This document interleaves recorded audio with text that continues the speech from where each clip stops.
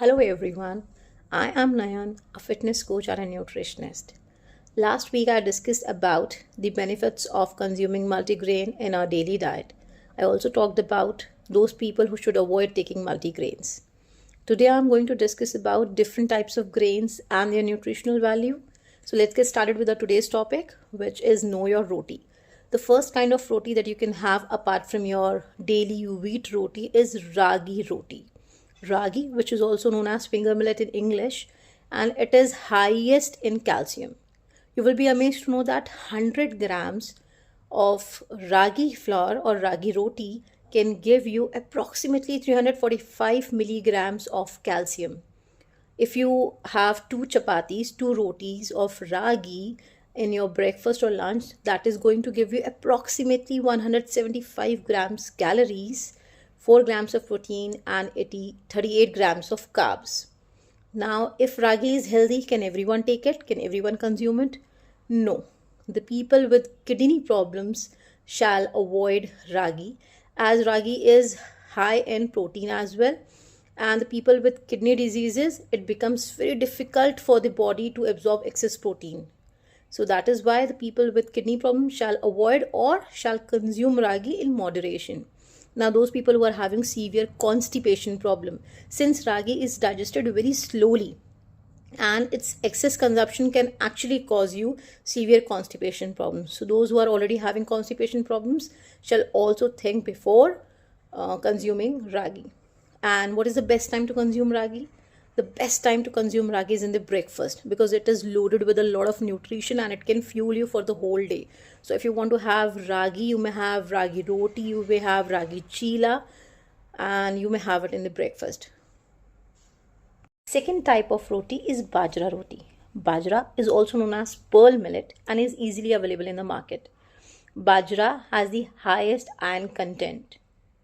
Now, if you eat two bajra rotis, they may actually give you 4.2 milligrams of iron, which is approximately 20% of your daily recommended iron consumption. Apart from it, two bajra rotis will give you approximately 226 calories, 7 grams, and 38 carbs. Now, who all shall avoid bajra roti in their daily diet? Those people who are having thyroid problems shall definitely avoid or shall ask their dietitians or nutritionists before taking bajra in their diet, because bajra contains goitrogens that can actually interfere with the thyroid function. So if you're already having hypothyroidism, if you're already having some thyroid issues, you are taking medicines for it, avoid eating bajra or at least consult a nutritionist before taking bajra in your diet. Secondly, the people with gastrointestinal problems shall avoid or shall take bajra in moderation, as large quantities of bajra can cause problems like bloating and gas due to its high fiber content. Now, which is the best time to consume bajra? Bajra can easily be consumed in during winter months. Winter is a time when we feel cold, and bajra is also called as heating food that raises your body temperature and provides warmth to your body. So during winter months, you may have bajra in your daily diet. Then again, you should avoid bajra roti or anything made of bajra during night, as it is high in fiber content and it can interfere with your digestion. So avoid taking it at night, or else you can have it anytime, be it in the morning or in the lunch. The third kind of roti is jawar roti. Jawar, which is highest in selenium.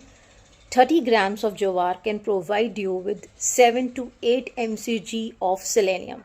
Now, all those who don't know what selenium is a very essential mineral that plays a key role in your body's metabolism, immune system, and your thyroid function as well.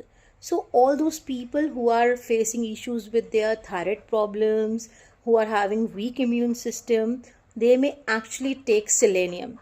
So selenium, you can find selenium in natural food products. Okay, you can take it as a supplement as well, or you may also take jawar.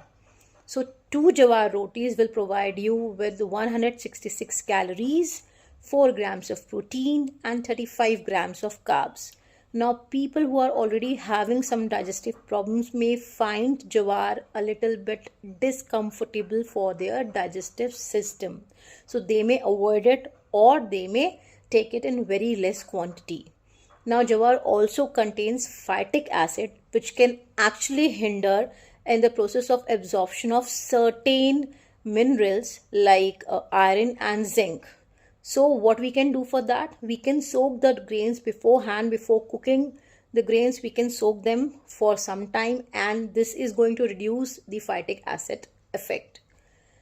Now, jawar is nutritious, very nutritious, but consuming it excessively can have a negative impact on your blood sugar levels.